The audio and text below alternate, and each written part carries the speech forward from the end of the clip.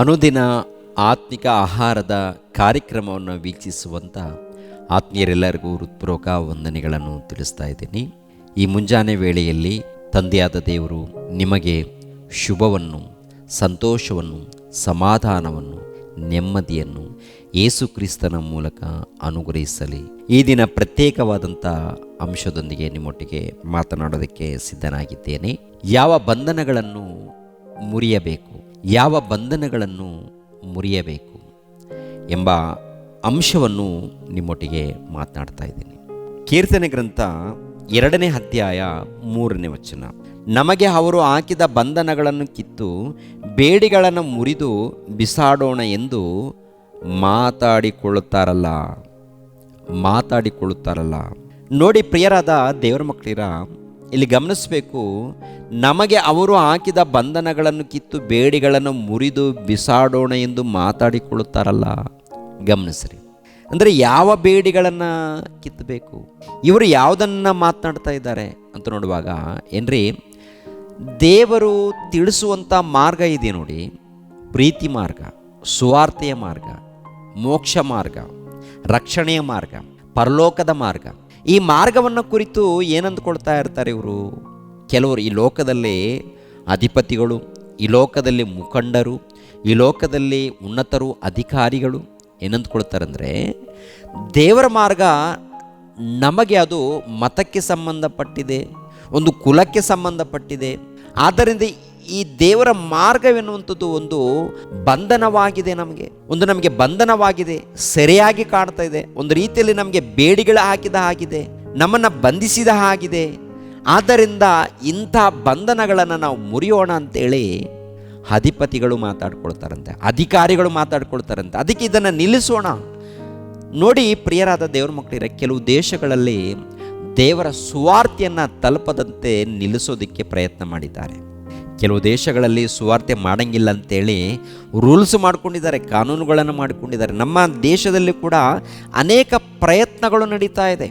ಕರಪತ್ರಿಕೆಗಳನ್ನು ಹಂಚುವಾಗ, ಇಲ್ಲ ಸುವಾರ್ತೆಯನ್ನು ಸಾರುವಾಗ, ನೀವು ಬೇಕಾಗಿಲ್ಲ, ನಮ್ಗೆ ಬೇಕಾಗಿಲ್ಲ, ಇದು ಬೇಡ, ಇದು ಅಂದರೆ ದೇವರ ಮಾರ್ಗ ನಮಗೆ ಬೇಡ ಅಂತೇಳಿ ಅದನ್ನು ನಿಲ್ಲಿಸೋದಕ್ಕೆ ಪ್ರಯತ್ನ ಮಾಡ್ತಾರೆ, ಮುರಿಯೋದಕ್ಕೆ ಪ್ರಯತ್ನ ಮಾಡ್ತಾ ಇರ್ತಾರೆ. ಅರ್ಥ ಆಗುತ್ತೆ ಪ್ರಿಯರೇ?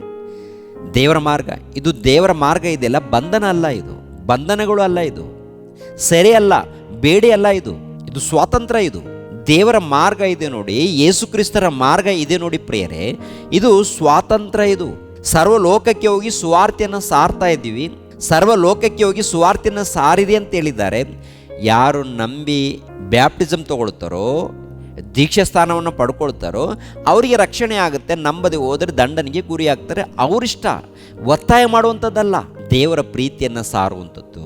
ಆದರೆ ಈ ಲೋಕದಲ್ಲಿ ನೋಡುವಾಗ ಏನ್ರಿ, ಹೇಗೆ ಅಂದ್ಕೊಂಡಿದ್ದಾರೆ ಗೊತ್ತಾ? ದೇವರ ಮಾರ್ಗ ಇದೆಯಲ್ಲ, ಅದು ನಮ್ಮನ್ನು ಬಂಧಿಸಿದ್ದಾರೆ, ಅದು ನಮ್ಮನ್ನು ಬಂಧಿಸಿದೆ, ಬೇಡಿಗಳಾಕಿದ್ದಾರೆ, ಅದು ಬೇಡ ನಮಗೆ ಅಂತ ಹೇಳಿ ಪ್ರಿಯರಾದ ದೇವರ ಮಕ್ಕಳಿರ, ಈ ಲೋಕದಲ್ಲಿ ಅಧಿಕಾರಿಗಳು, ಅಧಿಪತಿಗಳು, ಮುಖಂಡರು ಮಾತನಾಡಿಕೊಳ್ಳುವಂಥದ್ದು. ಆದರೆ ಯಾವ ಬಂಧನಗಳನ್ನು ನಾವು ಮುರಿಬೇಕು? ದೇವರ ಬಂಧನವನ್ನು, ಅಂದರೆ ದೇವರ ಸಹವಾಸದಿಂದ ದೂರ ಆಗಬೇಕಾ? ದೇವರ ಸಹವಾಸ ಅಂದಾಗ ಪ್ರಿಯರ ದೇವರ ಮಕ್ಕಳೇ, ಅವ್ರಿಗೇನು ಅರ್ಥ ಆಗಿದೆ? ಬಂಧನಗಳು, ಇಲ್ಲ ಸೆರೆಯಾಗಿ, ಇಲ್ಲಾಂದರೆ ಬೇಡಿಗಳಾಗಿ ಅರ್ಥ ಆಗಿದೆ ರೀ.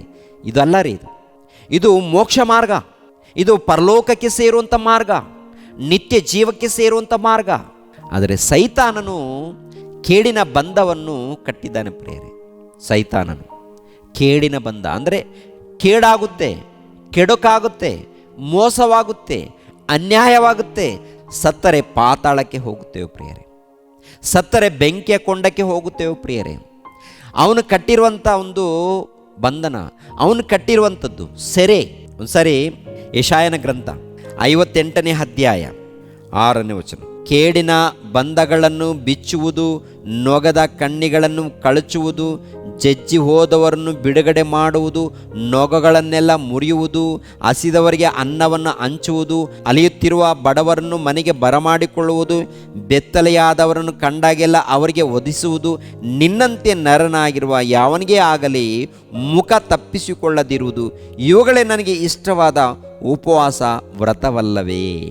ಅಂದರೆ ಸೈತಾನನು ಏನು ಮಾಡಿದಾನಪ್ಪ ಅಂತ ನೋಡುವಾಗ ಕೇಡಿನ ಬಂಧನಗಳನ್ನು ಕಟ್ಟಿದ್ದಾನಂತೆ.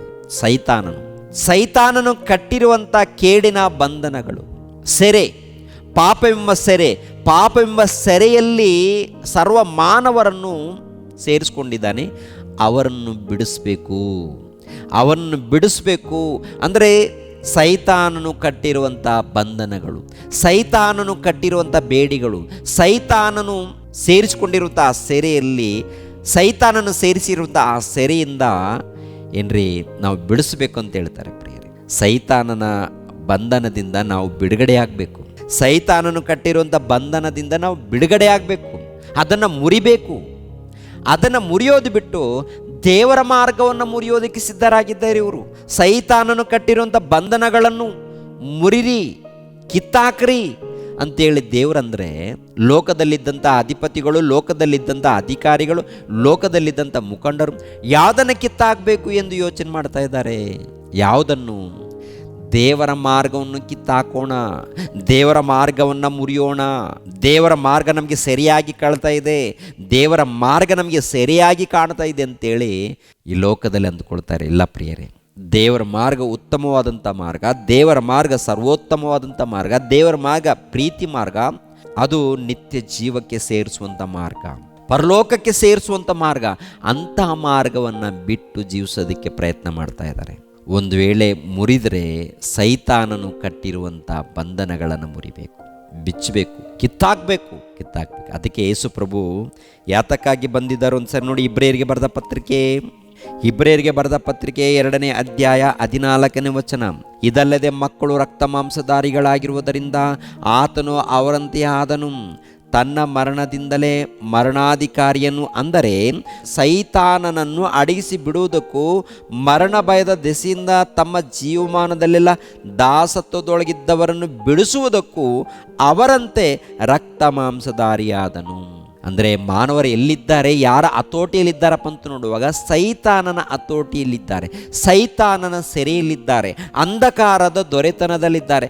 ಅಂಧಕಾರದ ದೊರೆತನದಲ್ಲಿ, ಸೈತಾನನ ಬಂಧನಗಳಲ್ಲಿ, ಸೈತಾನನ ಸೆರೆಯಲ್ಲಿ ಇದ್ದವರನ್ನು ಬಿಡಿಸೋದಕ್ಕೆ, ಮುರಿದು ಕಾಪಾಡೋದಕ್ಕೆ ಯೇಸು ಕ್ರಿಸ್ತರು ಬರ್ತಾರೆ. ಇವಾಗ ನಾವು ಕೂಡ ಯಾವುದನ್ನು ಮುರಿಬೇಕು? ಸೈತಾನನ ಕುತಂತ್ರಗಳನ್ನು ಮುರಿಬೇಕು, ಅವನ ಬಂಧನಗಳನ್ನು ಮುರಿಬೇಕು.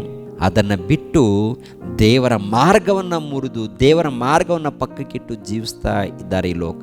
ಆದ್ದರಿಂದ ಈ ಲೋಕದಲ್ಲಿ ಬದುಕುವಾಗ ತುಂಬ ಜಾಗೃತಿಯಿಂದ ಜೀವಿಸ್ರಿ. ಈ ಲೋಕದಲ್ಲಿ ಜೀವಿಸುವಾಗ ತುಂಬ ಜಾಗೃತಿಯಿಂದ ಜೀವಿಸಿ ಪ್ರಿಯರೇ. ದುಷ್ಟರ ಸಹವಾಸದಂತೆ ನಡೆಯದೆ, ಪಾಪಾತ್ಮರು ನಿಂತುಕೊಳ್ಳುವ ಮಾರ್ಗದಲ್ಲಿ ನಿಂತುಕೊಳ್ಳದೆ, ಯೆಹೋವನ ಧರ್ಮಶಾಸ್ತ್ರವನ್ನು ಹಗಲು ಇರುಳು ಧ್ಯಾನಿಸುವನು ಎಷ್ಟೋ ಧನ್ಯನು. ಆ ಮಾರ್ಗದಲ್ಲಿ ನಡೆಯೋಣ, ದೇವರ ಮಾರ್ಗದಲ್ಲಿ, ದೇವರ ಧ್ಯಾನದಲ್ಲಿ, ಯೇಸು ಕ್ರಿಸ್ತರ ಧ್ಯಾನದಲ್ಲಿ.